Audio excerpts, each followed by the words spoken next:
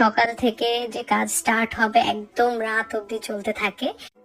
So yup, fresh হয়ে নিলাম। এর মধ্যে আমার আর্লি মর্নিং যে ক্লায়েন্ট ও চলে আসলো, ও হচ্ছে ক্রিস্টিয়ানা। অ্যান্ড অনেস্টলি বলতে, যে ফরেনাররা আমাদের দেশের মতো করে যে ট্রেডিশনাল লুক যখন দেয়, এই ব্যাপারটা না আমি অনেক এনজয় করি। এটা গতকালকের একটা স্যুপ ছিল, আম্মু করে রেখেছিল, সো এটাই গরম করে ব্রেকফাস্ট করে নিচ্ছি। একটু তাড়াহুড়ার মধ্যেই বলা যায় কোনো রকম নাস্তাটা সেরে ফেলি, কারণ হচ্ছে গিয়ে এরপর আরো 2জন ক্লায়েন্ট আসবে, এরপর আমার আবার 2টা ক্লায়েন্টের জন্য হোম সার্ভিসে যেতে হবে। বেশ প্যারার একটা কাজ। সো আমি হচ্ছে গিয়ে যে ড্রেসটা পরে বের হব ওইটা আমি আগে ভাগে পরে ফেলি, এর মধ্যে যেন ক্লায়েন্ট গেলে আমি যেন কোনো রকম রেডি হয়ে বের হয়ে যেতে পারি। এর মধ্যে আরেকজন ক্লায়েন্ট চলে আসে, ও হচ্ছে গিয়ে সেমি ব্রাইডাল লুক দিবে। So yep, I have tried my best and ওর অনেক ভালো লেগেছে। এরপর আরেকটা ব্রাইড চলে আসে, এর মধ্যে ওর ক্লিপগুলো ওভাবে নিতে পারিনি, কারণ হচ্ছে গিয়ে এত রাশের মধ্যে ছিলাম অ্যান্ড অন টাইম আমার বের হয়ে যেতে হবে। সো ইয়াপ, ওকেও বেশ মাশাআল্লাহ অনেক প্রিটি লাগছে। সো এখন হচ্ছে গিয়ে আমি রেডি হচ্ছি, একে একে ময়শ্চারাইজার, দেন হচ্ছে গিয়ে যা যা দিই, যেটা minimum makeup and all day long যেন মেকআপটা থাকে অ্যান্ড অলসো ফ্রেশ লাগে দেখতে।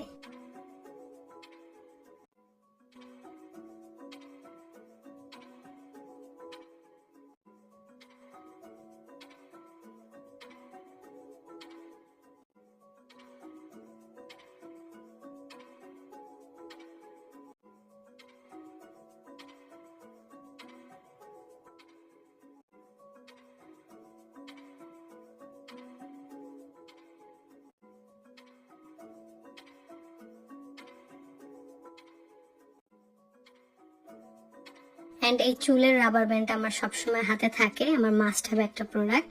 ইয়া, এই তো আমার ফাইনাল লুক।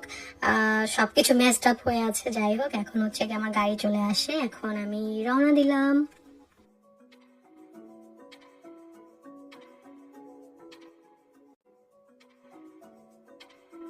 আজকের ওয়েদারটা খুব একটা সুবিধার না, খুব সম্ভবত আজকে বৃষ্টি নামবে। আর এখানকার কেমন যেন এই গরম, এই ঠান্ডা, এই বৃষ্টি। সো ইয়াপ, এই তো চলে আসলাম ব্রাইডের বাসায়। She is very sweet, makeup ছাড়া এমনিতেই সে অনেক কিউট দেখতে।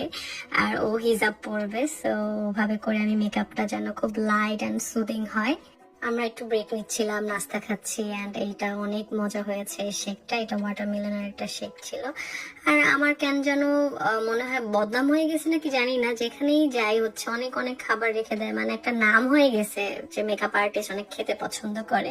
এনিওয়েজ, অনেক সুন্দর লাগছে ওকেও মাশাল্লাহ। এখন হচ্ছে কি আমি সব স্যানিটাইজ করে বের হলাম। দেখো, যা বলেছিলাম বৃষ্টি পড়ছে আর আমি অলরেডি যেতে যেতে ভিজে গেছি, একদম চুল টুল ভিজে অবস্থা খারাপ। আর এই তো এর মধ্যে আবার রোদ চলে আসে, কারণ আমার এখন যেখানে যাচ্ছি ওইটা হচ্ছে গিয়ে আরেকটু দূরে।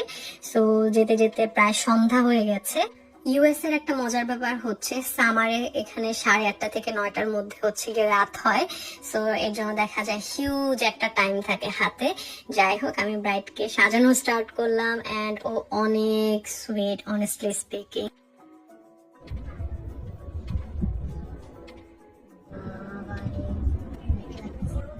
কি লাগে পছন্দ হয়েছে? দিন শেষে ক্লায়েন্ট যখন কাজের অ্যাপ্রিসিয়েট করবে তখন না আসলে মনটা অনেক ভালো হয়ে যায়, তখন মনে হয় কষ্টই আসলে কষ্ট না।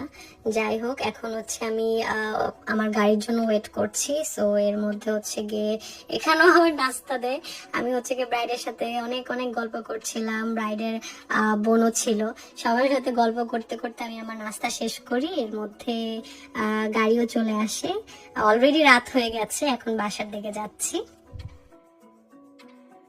তোমরা তো সবসময় কমপ্লেন করো কেন ভ্লগ দেই না, কেন ইরেগুলার, বাট এত কাজের প্রেসারে থাকি, সবসময় না ভিডিও অন করে ক্লিপ নেওয়া এটা আসলে পসিবল হয়ে ওঠে না।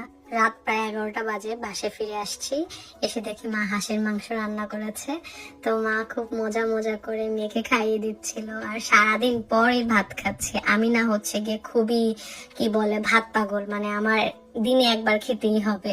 এটা আসলে অনেক ফানি, সব মায়েরাই মনে হয় এত বড় বড় লোকমা করে ভাতের নেলা দেয়। তো আবারও বললাম যে মা একটু ভাত নাও, অনেক ক্ষুধা পেয়েছে। তো মা আবার হচ্ছে কি একটু ভাত আর একটু মাংস নিল, এরপর হচ্ছে গিয়ে খাইয়ে দিচ্ছে আমাকে। আর এত টায়ার্ড লাগছিল সত্যি বলতে, এরপর হচ্ছে গিয়ে চা বানালাম, চা খেলাম। এই সারাদিন পরে একটু সোশ্যাল মিডিয়া প্ল্যাটফর্ম গুলো চেক করে ঘুমিয়ে পড়বো, সকালে আবার